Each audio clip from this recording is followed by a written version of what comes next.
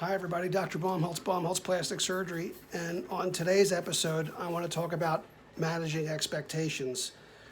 You'll forgive me, I'm in my Sunday attire. I'm here in the office today. I've got my two furry helpers that are wandering the office. I'll have to round them up in a minute. But anyway, I wanted to spend a few minutes talking to you today about a question that I get asked a lot. And the question goes something like this. What's the most common thing that I do as a plastic surgeon? And I get asked by medical students, I get asked by people in social gatherings, and I know that they're looking for an answer along the lines of boobs or belly or liposuction or rhinoplasty, trying to pigeonhole me in terms of what I do for a living. But I can tell you that the number one thing that I do as a plastic surgeon, and many plastic surgeons do or should do, is manage expectations. And what does that mean? People come to plastic surgeons with an idea in their head as to what they want to look like. And either it's a more youthful version of themselves, or sometimes they either have an ideal that's unrealistic, or they have a movie star or actress or something they've seen online or in a magazine, and they want to look like that.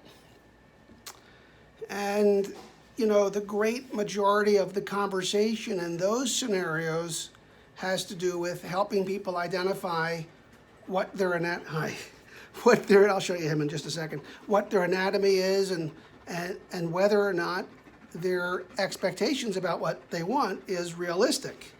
And oftentimes, I hate to say it my helper just bumped the stand. Oftentimes it's not, and so my role is to teach people about themselves and about the things that they want. Someone commented on Facebook the other day and they said that they thought that our breast augmentation special was ridiculous or something to that effect, and that people should just be happy the way they are.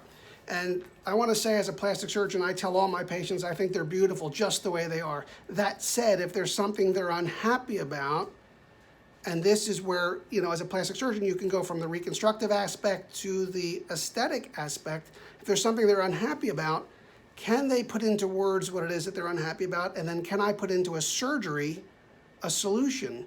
So oftentimes people can say, I don't like this or that. And my job is to say, okay, can I pick up a scalpel or some other technique and do something that's going to get them closer to what their goal is? And oftentimes I'll phrase it just like that. I'll say, I'm going to get you closer. I'm going to make you a better version of you, but I can't make you someone else. I will often make the joke that when a massively overweight patient brings me a picture of J-Lo's backside and says, I want to look like that, I say, nay, I'm a plastic surgeon, not a magician. And while it's tongue-in-cheek, I do it in a way to try to make a connection to that patient.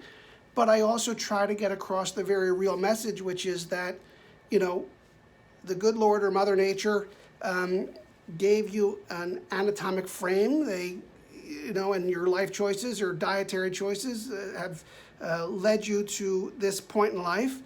And there are certain things that we can do to make it better, and there are certain things we can't.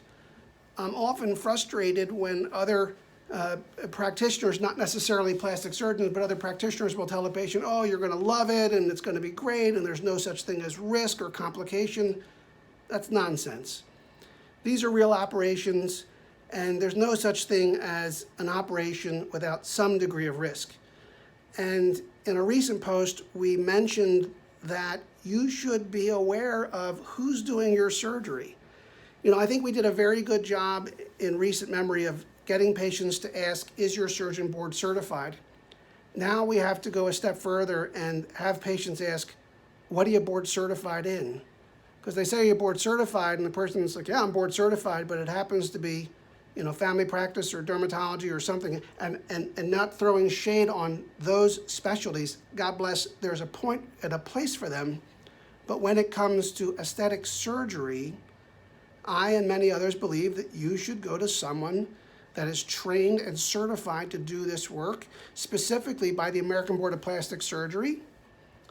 If you're visiting with a facial plastic surgeon, that's often an ENT, That's what that designation of facial plastic surgeon means.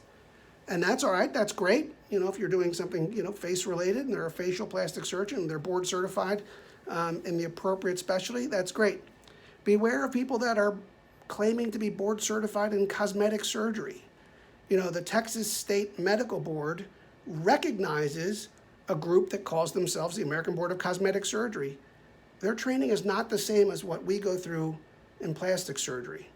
And I'm sure there'll be some that will respond to this video, and I invite that. I like dialogue. I'm not throwing shade, but I do think the phrase caveat emptor, or buyer beware, applies today more than ever, especially as more and more physicians and even non-physicians try to enter the aesthetic marketplace. That doesn't mean that there's not room for other specialties. There certainly is, but I really think that the important questions are, you know, how long have you been doing this? How many of these have you done? What's your plan to manage a complication? I mean, it's great if everything goes great, but, you know, if something bad happens, God forbid, what's their plan and what's their background and training in managing that?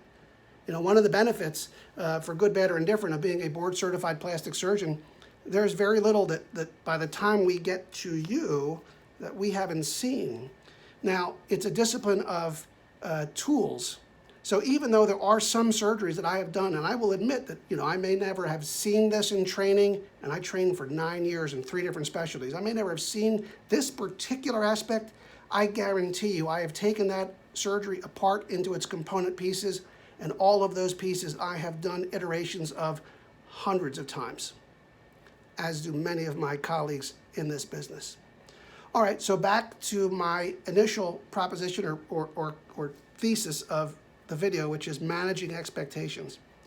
We ask all of our patients to go online and get pictures from the internet of a look they're trying to achieve, because that really helps me understand how realistic they are in what they see and what they want to see.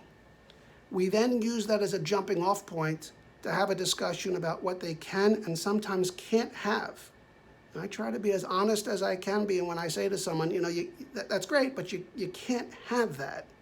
And you can't have that because you're not that tall, or you're not that skinny, or you're not that, whatever it might be. I think it's important to be honest. I've had patients walk out, I've had patients choose other surgeons. I'm okay with that.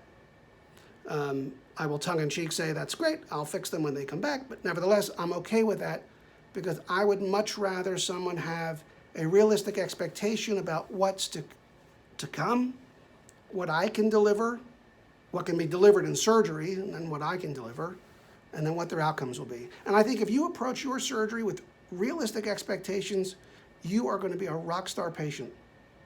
All right, well, that's it from this Sunday. My 2 furry assistants seem to have fallen asleep somewhere else. I'll have to show you a video of them later. Anyway, be well, and I look forward to seeing you here at Baumholtz Plastic Surgery. Bye.